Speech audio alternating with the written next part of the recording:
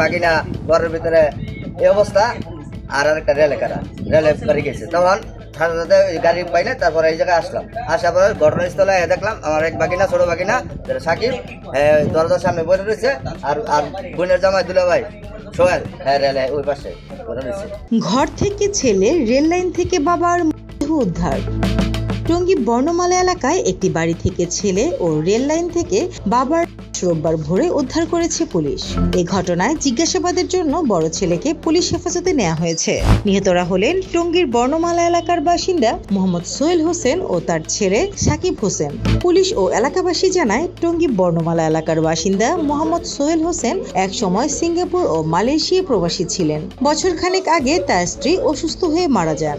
এরপর থেকে বাড়িতে দুই ছেলেকে নিয়েই বসবাস করতেন। ছোট ছেলে সাকিব উত্তরা এলাকার একটি বেসরকারি কলেজের একাদশ শ্রেণীর ছাত্র ছিলেন। সে লেখাপড়ার পাশাপাশি চাকরিও করতেন। শনিবার দিবাগত মধ্যরাতে নিজ ঘরে সাকিব হোসেনের মুখে কাপড় গুজে দেওয়া অবস্থায় দেহ পাওয়া যায়। এছাড়াও তার পিতা সোহেল হোসেনের দেহ বর্ণমালা রেল লাইনে পড়েছিল। তার শরীরে রেলের আঘাতের চিহ্ন ছিল।